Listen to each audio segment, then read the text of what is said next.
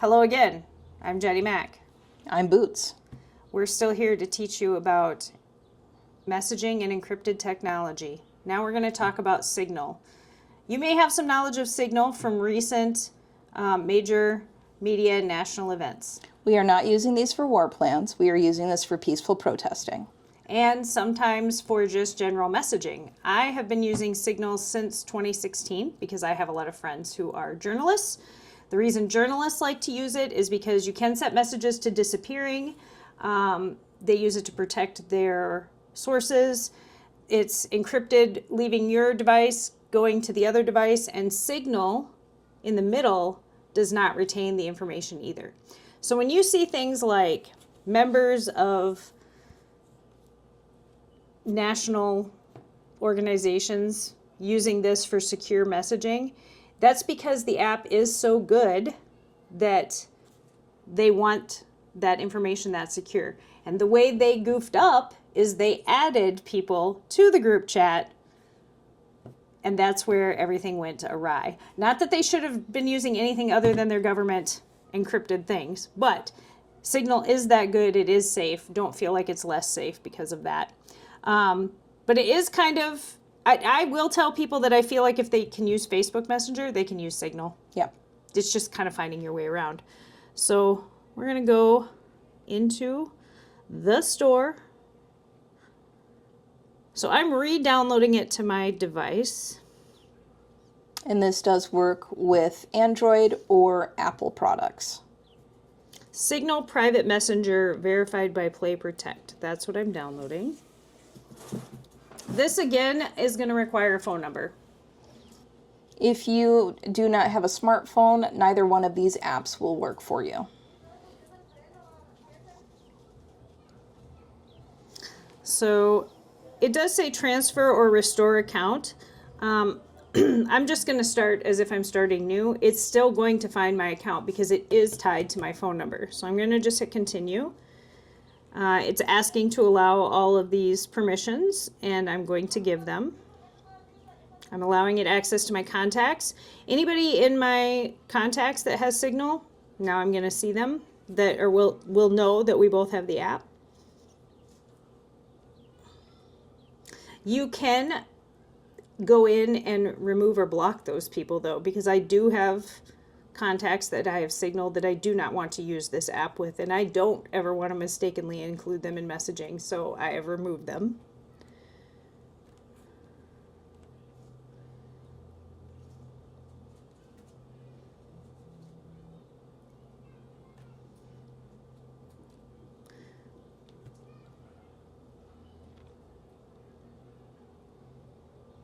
All right, now it's adding a whole bunch of messages in here is what it looks like. These are groups I had joined previously. That won't happen if you've never joined a group. You'll just have a plain white screen. It's just putting me back into all the groups I was in before. Because I uninstalled it, all the messages I had before, they're gone and I can't get them back.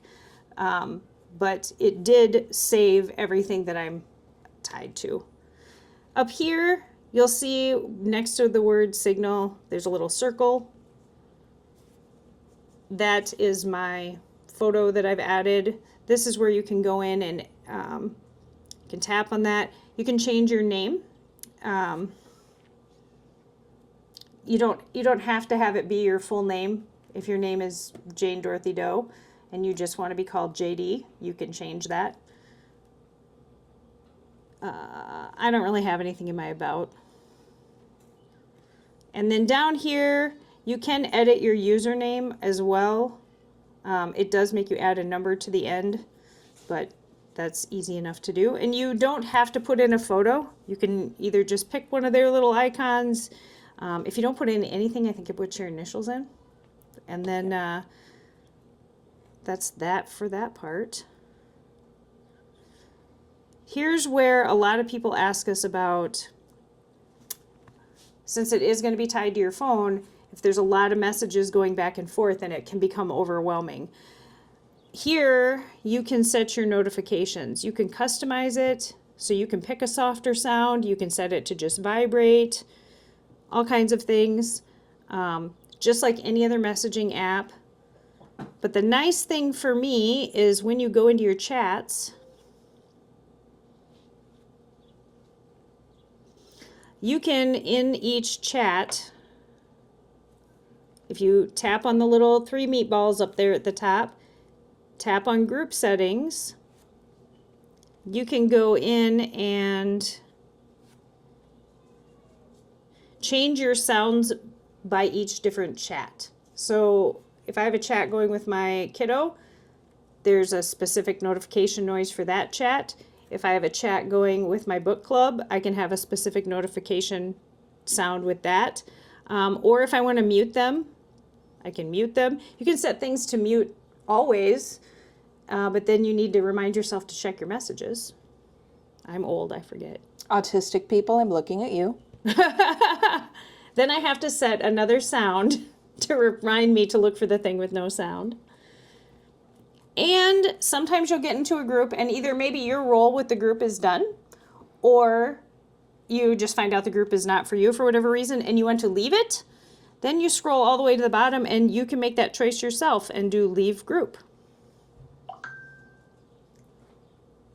And it's that easy.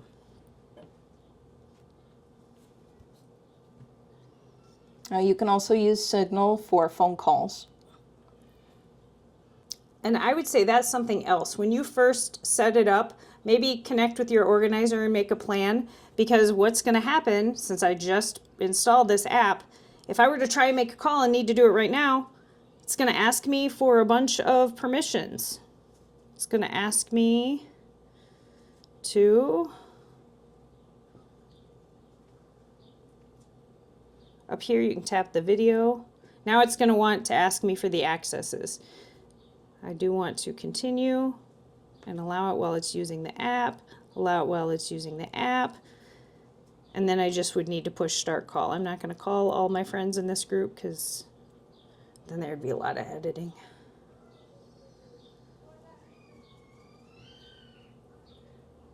And down here is you can, I have never used this. Have you ever used the just send a wild link out? No, I haven't been in a situation where I've needed to do that. Situations where you may need to do that are ones where a little more privacy is needed. And mostly right now, especially for everybody that's super new to it, we're using this for event planning. Really, for some kinds of events, we're learning we need to get off Facebook. We need to go old school and get more private. Pretty soon we're just going to be using carrier pigeon, but for now, this is probably a safer way to communicate about some things.